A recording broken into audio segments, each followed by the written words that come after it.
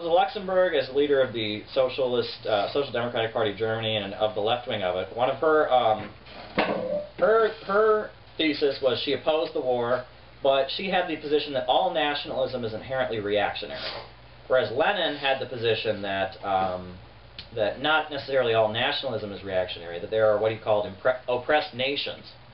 Lenin came out with the theory of imperialism, that at the top of the world, a few capitalist economies are dominating the world, and that it is the right of oppressed countries to rise up and throw the imperialists out. And if they want to be nationalistic and say, you know, at that time there's a lot of, you know, people in Africa, and if the Africans want to rise up against U.S. and foreign domination and do so under the name of nationalism, they have the right to do that, and that they have the self-determination to determine their own destiny.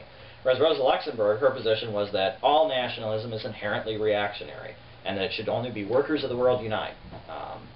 Rosa Luxemburg also strongly disagreed with Lenin's belief that you should have two platforms within a socialist movement. You have the minimum program, which is higher wages,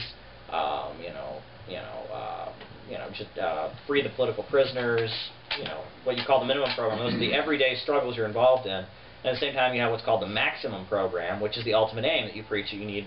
You ultimately need a socialist revolution. All these things you're fighting on the minimum program are rooted in the system, and ultimately we need to rise up against them and build a socialist system. Rosa Luxemburg said that you should only agitate about the maximum program, that doing anything else is selling out the workers.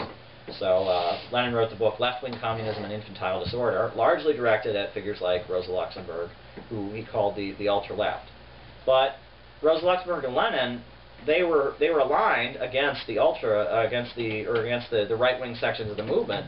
And when World War I broke out, and the German Socialist Party, or the Social Democratic Party of Germany, the Labour Party of Britain, which had just been formed as a split from the Liberal Party, all these parties were blindly supporting the war and supporting this mass death that was going on. That was what ultimately led to the collapse of the Second International, because you can't obviously meet with somebody if you're supporting a war against them. The German and the American Socialist Party couldn't sit together in the same room and that not be treason. And ultimately they didn't want to. The German Social Democrats supported Germany, the British Labour Party supported Britain, and it divided it. And in Russia you had the Bolsheviks, and they formed their new party based on the Leninist principles of a Vanguard Party, and they formed an entirely new organization.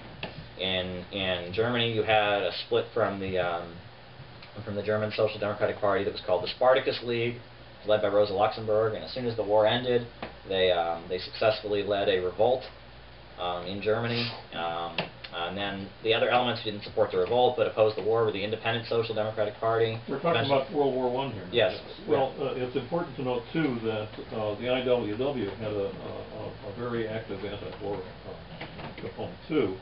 And in this country, among others, found themselves... and the Wobblies in this country were illegal, and they were jailed by the thousands. And they have courtrooms. They had to bring in bleachers for all the defendants. It was ridiculous. This party was also illegal. That's when you have the ruling of Skank versus the United States. That's the infamous ruling where if you ever hear the phrase shouting fire in a crowded theater, it comes from there, because Skank was the leader of the Socialist Party who was passing out leaflets telling people who were drafted not to go. And they said that was like shouting fire in a crowded theater, because the U.S. was under such of a threat of the Zimmerman telegram. It was proved that Mexico was about to invade the U.S. And we were under such dire threat from the Mexican army that those leaflets were a danger. It was like shouting fire in a crowded theater, which is pretty ridiculous. But the Socialist Party, to send socialist material in the mail was illegal. It was called sedition. You could be jailed for it. It's really interesting, because Glenn Beck has talked a whole lot about Woodrow Wilson and his repression, but he never actually points out who the repression was against, and it was against the left. Woodrow Wilson was in office, and he was a brutal racist, in addition to, he had the Palmer raids, where he was rounding up anyone who spoke out against the wars and all that. But all the people Woodrow Wilson were rounding up were socialists, communists, anarchists. I believe in one night, something like 40,000 people were deported from the U.S. Anyone who was not born in the U.S., even if they were already a citizen, was put on a boat and shipped out of the country if they were a socialist, or an anarchist, or a revolutionary, or a communist, or whatnot. Correct me if I'm wrong, but Wilson also segregated the armed forces. It wasn't until Truman, I believe, in 47, 48, who reintegrated the U.S. military. Well, from what I understand, the U.S. military had been integrated. In fact, it had been an all-white army until the Civil War, when Lincoln started allowing regiments of color to join. Well, yeah, they were commanded by white officers. But no, I got it backwards. He segregated the bureaucracy. Yes. I have no idea. That's okay. Where's my mind? Well, no, Wilson considered himself a fellow traveler. What? No, say something, yeah. What's up? No, it just made me think he saw. Oh, okay. But Wilson also, you know, he considered himself a fellow traveler of the Ku Klux Klan. And if you see the movie Birth of a Nation, at the beginning of the film, they've got quotes from Woodrow Wilson. Woodrow Wilson was very pro-South. And at the time, you know, right in the lead up to World War I, just like in the lead up to every major war, there's always an economic crisis before there's a big, huge war. And in the lead up... Joe Biden, as recently as that election, said that the Southern Democrats would vote for him because his was a slave state. There you go. I mean, it's like... Joe Biden said that? Joe Biden, yes. Our vice president. Yes. Wow. Yeah. He's got a lot of gas. Yeah. That's just. Yeah. But, you know, all these, you know, I mean, it was... Woodrow Wilson, the Ku Klux Klan was being revived at that time because of the economic crisis, and there were immigrants pouring in, and the Ku Klux Klan, their thing was that, you know, the problem isn't capitalism, it's not, you know, the super rich are living off your backs. The problem is these people from Bulgaria and Hungary and Czechoslovakia who are coming here and taking your jobs, you know, and so, and it's also that people of color are demanding their civil rights, and then these unions, which are actually a communist plot, you know, to seize the industries and ban Christianity. And well, the good unions are. Well, yeah, right, right, and you know, that was the position of the you know, the Ku Klux Klan, and they had a march on Washington in protest of when Columbus Day was declared, because Columbus was Catholic, and they felt that that the U.S. should not honor a papist holiday. It's kind of interesting because now people protest against it because Columbus was a mass murderer, but. You picked us up on how check out all the same places. On how the thread of the importance of class consciousness threads through some of these movements that we've talked about. Yeah.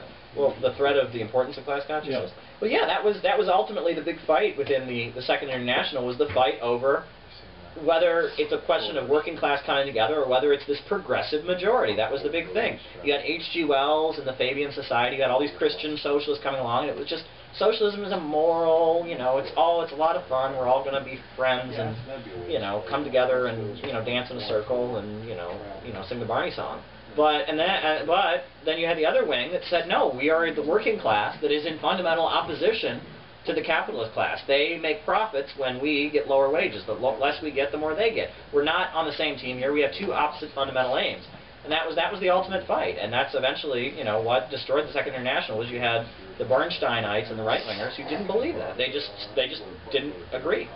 I mean, they fundamentally believed that the liberal capitalists and the workers were on the same team to build this progressive majority, and that's ultimately not the question. That's always been the struggle. It goes a long way, I think, to explaining, you know, why you can have a maximum program and a minimum program, because with the minimum program, you're still within the confines of the system where you have the two classes in conflict, and that's all that you can achieve within this system. To go beyond that, you need a new system where you don't have this class conflict that's siphoning off the goods for a few, while the rest of us are left to fight over crumbs. And at the same time, the minimum program, you fight for it with a Marxist understanding. That's the difference.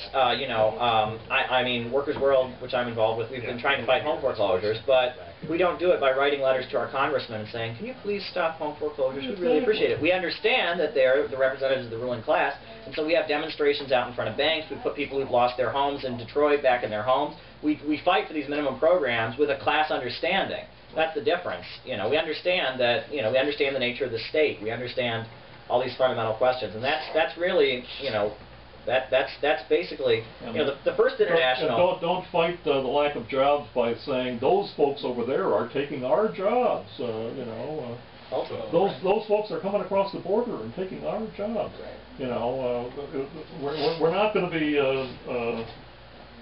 dissuaded into thinking that, we're in conflict with other members of the working class. Where the conflict is with the folks who are taking it all, while we're left with crumbs to fight over. I think also